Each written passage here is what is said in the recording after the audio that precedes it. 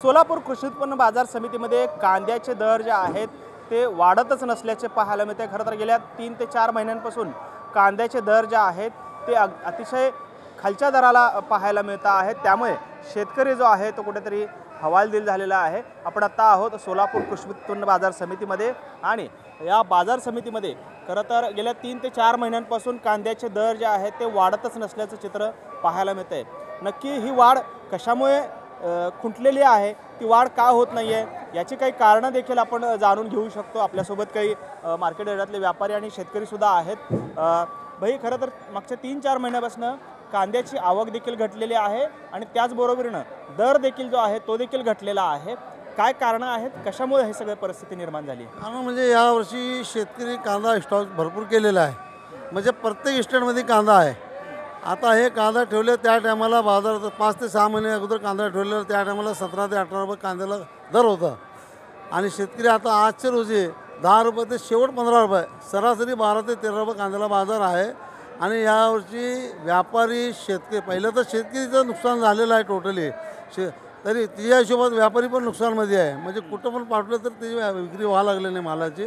प्रत्येक ठिकाणी कांदा आणि बाहेरची मागणी नाही, ती म्हणजे बांगलादेशला मागणी नाही, गल्फ कंट्रीला नाही, म्हणजे त्या ठिकाणी तुर्की, पाकिस्तान, चायना या भागातनं कांदा त्यांना भेटायला लागला।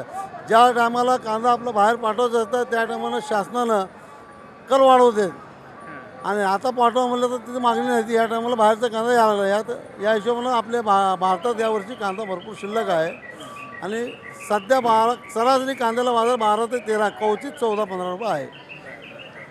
आपण पाहतोय हे खरं तर मार्केटचं गणित अशा पद्धतीचं आहे। काही शेतकरी आहेत की ज्यांनी स्वतः कांदा पिकून या ठिकाणी आणलेला आहे। दादा कुठून आलेले आहात तुम्ही आणि काय तुमचं माल किती आणलेला आहे? काय मी श्रीगोंदा तालुक्यातून आलेलो आहे, साधारण 200 किलोमीटर अंतरावरून इथं माल घेऊन आलेलो आहे। मी 30 गोणी आणली होती कांद्याची।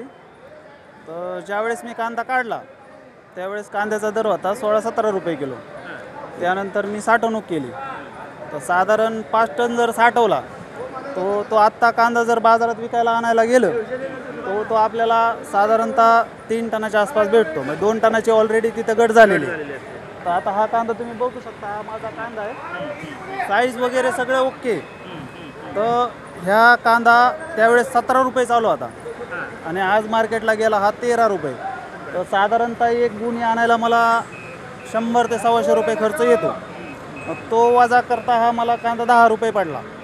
म्हणजे सरकारने ह्याबद्दल काहीतरी निर्यातीचं धोरण आखावा, शेतकऱ्यांच्या कांद्याला बाजार भेटावा या दृष्टीने काहीतरी निर्यातीचा निर्णय घ्यावा। आणि आज जो हे 13 रुपये गेला आहे ह्यातनं आमचा उत्पादन खर्चसुद्धा निघत नाही आहे। मिळत नाही उत्पादन खर्चसुद्धा। किती एकरी खर्च आहे दादा? साधारणतः तसं विचार केला तर 13,000च्या आसपास लागवड जाते कांद्याची लागवड। बी घ्यायला गेलं तर मागल्या वर्षी जवळजवळ 2200 ते 2300 रुपये किलो एक किलोच्या बियाची किंमत होती।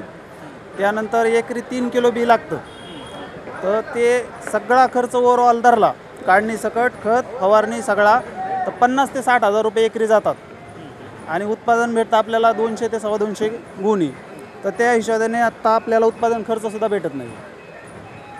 म्हणजे सरकारने याबद्दल कुठंतरी काहीतरी धोरण आखून निर्यातीचा काहीतरी निर्णय घेऊन सरासरी 20 रुपये तरी बाजार पाहिजेत कांद्याला, ह्या दृष्टीने प्रयत्न केला पाहिजे।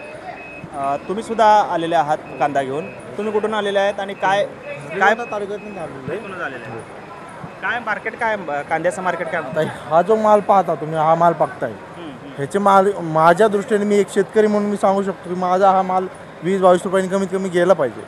त्यावेळेस मला जेव्हा सगळे खर्च करून मला ते परवडेल, पण ते सध्या परिस्थिती तशी नाही आहे जेणेकरून कुठंतरी मलाही परवडेल, शेतकऱ्यालाही कांदा करायला परत काहीतरी प्रोत्साहन भेटेल असं काहीतरी सरकारने काहीतरी नियोजन आखलं पाहिजे, असं एक वैयक्तिक शेतकरी म्हणून माझी एक विनंती आहे। आणि जेणेकरून परत प्रोत्साहन कांदा वगैरे असे पीक घेण्यास आम्हाला थोडंसं प्रोत्साहन भेटेल असं काहीतरी सरकारने जर नियोजन ऐकलं तर आम्हालाही शेतकरी म्हणून थोडंसं बरं वाटेल। खरं तर काही जे पिकं आहेत त्याला किमान आधारभूत किंमत जी आहे ते सरकारने लावलेली आहे, कांदा मात्र ह्याच्यामध्ये नाही। माझं म्हणणं असं आहे की लागवडीचा जरी खर्च माझा निघून थोडंसं उत्पन्न राहिलं तरी एक शेतकरी कुठंतरी समाधानी होतो असं माझं म्हणणं आहे। तो जर नाही निघाला तर शेतकरी शेवटी हवालदिल होण्याचे चान्सेस खूप आहेत। कसं आहे सर? कुठतरी नाराजीची चिन्ह आहेत असं विषय होतो. आता तुम्ही म्हणले आधारभूत किंमत, नाफेड हा कांदा खरेदी करतोय, पण कुठल्या दराने करतोय, कुठं करतोय, किती करतोय ह्याचा आम्हाला काही ठाव ठिकाणा नाही आहे. म्हणजे त्याची आम्हाला माहिती नाही किती रुपये दराने करतोय, कुठल्या एरियात करतोय, त्याने किती खरेदी केली, तो कधी काढणार आहे, किती बाजार दिला याचा आम्हाला काही माहिती नाही आहे. जर आम्ही नाफेडला विकायचा तर विकायचा कुठं आणि विकायचा झाला तर किती रुपये दराने विकायचा हे सुद्धा आम्हाला माहीत नाही. खरं तर ते खरेदी कुठं चालली आणि कोण घेते ह्याचा काही तारतम्य नाही आहे. खरं तर अनेक सरकार आली, अनेक सरकारं गेली, अनेक सरकारं आहे. कुठल्या तरी सरकारकडून तुम्हाला काही दिलासा मिळाला आहे किंवा मिळेल अशी काही अपेक्षा आहे का? नाही, सरकारकडून अपेक्षा एकच आहे, तर आम्ही जे माल पिकवतो त्याची व्यवस्थित किंमत भेटली की कुठतरी शेतकरी पण एकदम व्यवस्थित नाही का. शेवटी आपलं राष्ट्र महाराज्य किंवा भारत म्हणा कृषीप्रधान देश आहे. शेतकरी खुश झाला की बाकी सगळं विषय एकदम ओके होतो. ह्या दृष्टीने सरकारने कुठतरी निर्णय घेतला पाहिजे. आज अशी परिस्थिती, आवक 100च गाडी, तरी पण निर्यात चालू नसल्यामुळे बाजार 13 ते 15 रुपये याच दरम्यान आहे, तो पण चांगल्या कांद्याला. आणि 2 नंबर 3 नंबर आणि जो आपला फापडी चोपडा असतो टकलं, तो फक्त तिथून आणायचा आणि इथं व्यापाऱ्यांना द्यायचा. त्यात आपल्याला एक शेतकऱ्याला रुपया भेटत नाही. म्हणजे अशी परिस्थिती आपण पाहतोय. खरं तर ज्या शेतकऱ्यांनी हा कांदा जो आहे तो पिकवलेला आहे त्या शेतकऱ्यांनाच या कांद्यामुळे आता डोळ्यात पाणी येण्याची वेळ जी आहे ती आलेली आहे. सरकार याकडे गांभीर्याने पाहणार आहे का?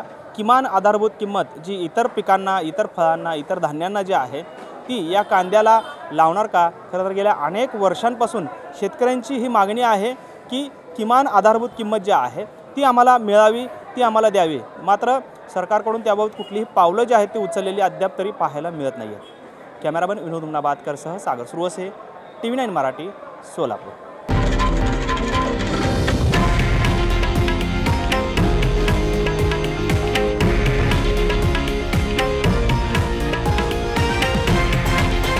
हे आहे देशातील नंबर 1 न्यूज नेटवर्क आणि आपण पाहत आहात TV9 मराठी, एकमेव.